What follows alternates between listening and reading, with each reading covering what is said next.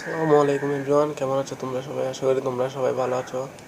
So আজকে এটা তোমাদের এসএসসি ভোকেশনালে মানে ইংলিশ পরীক্ষায় কীভাবে প্লাস তুলতে পারো, আমি তোমাদেরকে আজকে একটা গাইডলাইন দিব যাতে তোমরা ইংলিশ পরীক্ষায় মানে কিভাবে হয় একটা এক্সপিরিয়েন্স পাওয়া আর কি, মানে কিভাবে পরীক্ষাটা দিলে একটু ভালো রেজাল্ট করতে পারো।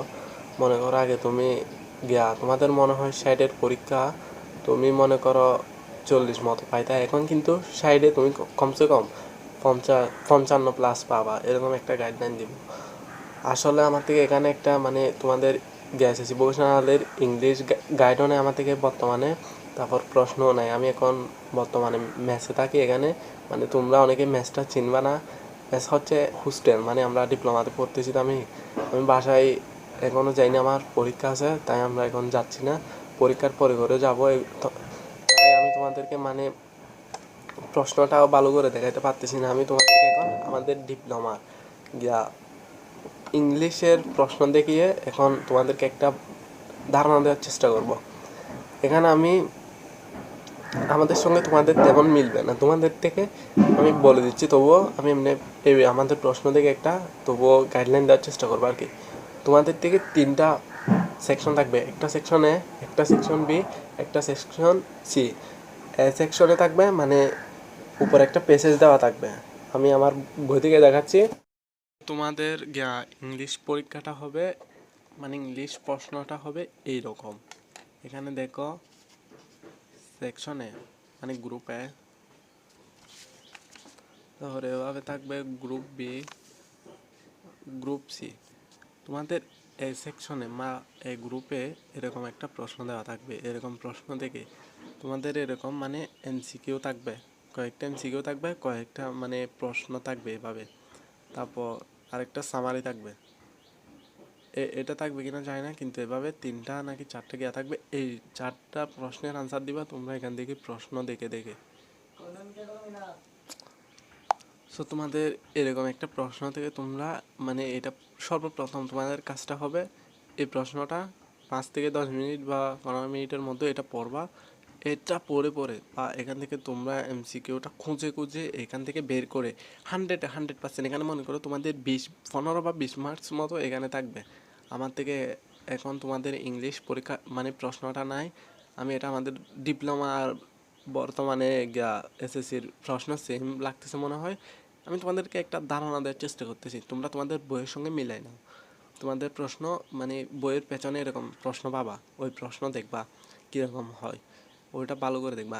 আমি যেরকম বলতেছি আমার থেকে এখনও মনে আছে, কিন্তু আমি তোমাদেরকে বোঝাইতে পারতেছি না যে আমি এটা ডিপ্লোমার প্রশ্ন থেকে বোঝাচ্ছি যে তোমরা তোমাদের ইংলিশ বইটা করো। আমার থেকে বর্তমানে ইংলিশ প্রশ্ন নেই তাই বোঝাইতে পারতেছি না।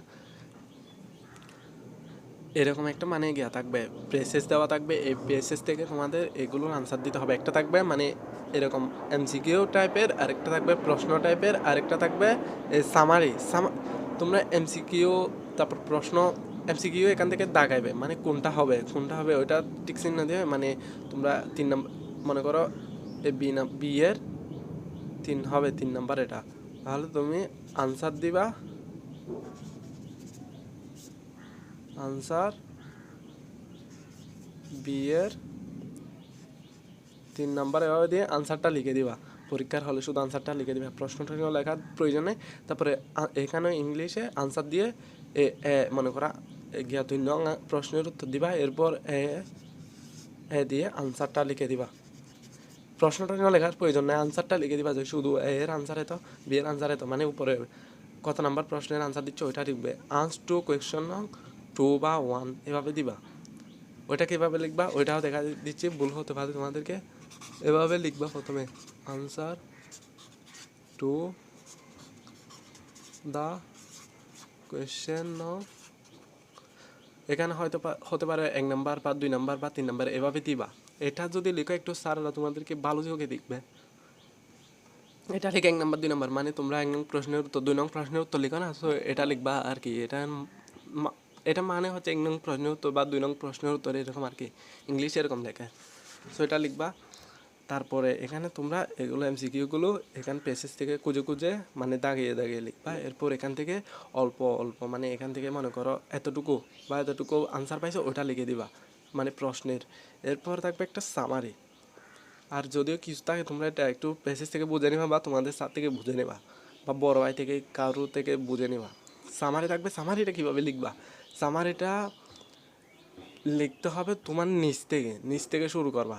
তুমি নিচ থেকে যদি শুরু করতে পারো, তারপরে নিচ থেকে কীভাবে শুরু করবা ওইটা আমি বুঝিয়ে দিচ্ছি। আমার থেকে এখন ভাই ইংলিশ খাতাটা অনেক নিয়ে, না হলে তোমাদেরকে আমি বুঝাই দিতে পারতাম। আমার ইংলিশ খাতায় অনেক ভালো ভালোভাবে লেখা ছিল। আচ্ছা আমি তবুও তোমাদেরকে বলে দিচ্ছি। আর যদিও না পারো তোমরা পেজেস থেকে 5 লাইন মানে 5টা বাক্যের ভালো করে বুঝাই দিই। মনে করো প্রথম থেকে শুরু করবা, মাঝখান থেকে শুরু করবা এভাবে। এখানে মনে করো একটা ডট আছে, ঠিক আছে, ডট চিহ্ন। তারপরে এখান থেকে এখানে মনে করো একটা ডট আছে, এভাবে 5টা ডট ডট লাইন লিখে দিবা। মানে লাইন বুঝো তো, এখান থেকে এখানে একটা ডট আছে, সো এটা সমান সমান 1 লাইন, বুঝছো? এখানে ডট আছে, এরপর এখানে কতগুলো লেখা আছে, এখানে একটা ডট আছে, এটা 1 লাইন। এভাবে 5টা লাইন লিখবা। আর যারা নিচ থেকে শুরু করবা যে মানে কীভাবে শুরু করবা, আমি the passage E mainly return, মনে করো যদি গ্রামাটিস্ট হয় গ্রামাটিস্ট দিবা। তারপর যদি গ্রামাটিস্ট মানে কি, গ্রামাটিস্ট মানে হচ্ছে নাট্যকারক। যদি বিজ্ঞানী হয় সায়েন্টিস্ট।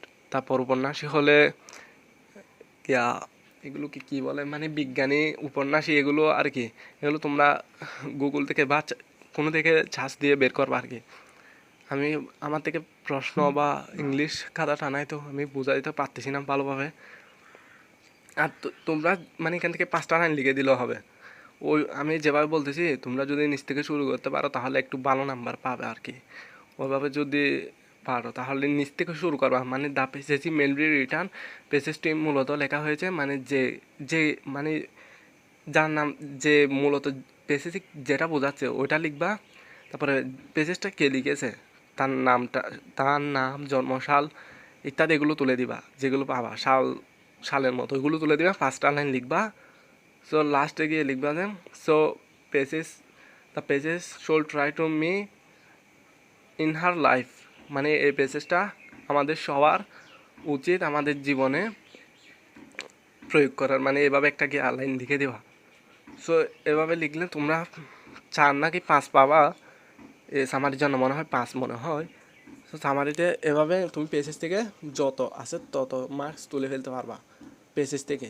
তারপর পার্ট বি হচ্ছে গ্রামার সেকশন, বুঝছো? এখানে গ্রামার পারলে এগুলো পারবা, গ্রামার না পারলে কি আর বলবো, এগুলো পারবা না।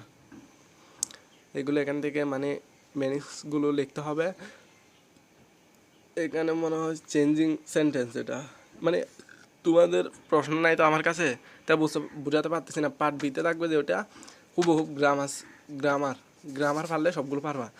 পার্ট সিতে থাকবে রচনামূলক থাকবে, ডায়লগ থাকবে, তারপর আর কি থাকতে পারে,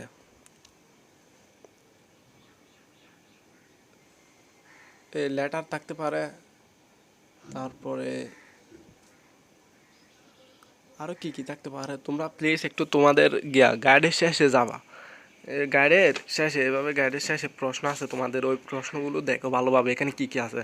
বা কোনো বড় ভাইয়ের হেল্প নাও বা তোমাদের স্যারদের হেল্প নিতে পারো। যদি আশেপাশে যদি কেউ থাকে তার থেকে জিজ্ঞেস করতে পারো তোমরা এমনি কীভাবে A+ তুলতে পারো। চলো এই কথায় চলে যাই। তোমরা এখান থেকে মনে করো 20 পাবা, ঠিক আছে, ধরে নেওয়া দিয়ে। আসলে আমি জানি না কত পাবা এখানে, যেহেতু আমার কাছে বর্তমানে প্রশ্ন নাই। মনে করো এখান থেকে 20 মার্কস আছে প্রশ্নে, তাহলে তোমরা 20-এ না হয় 18 হলেও পাবা। 2 মার্কস যদিও চলে যায় তাহলে 18 পাবা এখান থেকে। তারপর গ্রামার যারা ভালো পারো এখান থেকে তোমরা গ্রামার লিখবাই, গ্রামার যতটুকু পারো আর কি। না পারলেও কারো থেকে দেখার চেষ্টা করবা। আর যদিও না পারো, তুমি যেটা পারো এটা হলেও ছেড়ে আসবে না, কিন্তু এটা লিখতে হবে যারা প্লাস পেতে চাও। না পারলেও এটা যেরকম পারো সেরকম লিখবা, শেষে করে লিখবা প্রয়োজন হলে, বুঝছো? আমাদের এমনি স্যার একটা দেখাই দিয়েছিল, এখান থেকে একটা পারতেছিলাম না, যে আমার ফ্রেন্ডকে দেখাই দিয়েছিল আর কি। আমি এমনি পারছিলাম, আমার ফ্রেন্ডকে দেখাই দিয়েছিল। সো তোমাদের যদি সৌভাগ্য হয় দেখাই দিলে পারবা, না পারলে নিজ থেকে যা পারো তা লিখবা। মানে ফুল আনসার করতে হবে যদি A+ পেতে চাও। তারপরে এখান থেকে প্যারাগ্রাফ আছে, তারপর লেটার আছে, ডায়ালগ আছে, আরও আরও কী কী আছে তোমরা আমার থেকে মনেও পড়তেছে না। মানে ওইগুলো যেগুলো আছে প্রশ্ন পড়ে পড়ে এখান থেকে লিখবা আর কি। কিন্তু এগুলোতে মেন নাম্বার হচ্ছে এখানে প্যারাগ্রাফ, লেটার, এগুলো ভালোভাবে শিখবা, এগুলো থেকে আনসার করার ট্রাই করবা। সো ভিডিওটা এতটুকুই। ভিডিওটা যদি ভালো লেগে থাকে তাহলে আমাদের চ্যানেলটাকে সাবস্ক্রাইব করে পাশে থাকিও, যাতে এবার আমি তোমাদেরকে আরও সাজেশন দেওয়ার চেষ্টা করব, তোমাদের প্রতিটা পরীক্ষায় কীভাবে করবা ওইটা দেখানোর চেষ্টা করব। সো দেখা হবে নেক্সট ভিডিওতে। আসসালামু আলাইকুম।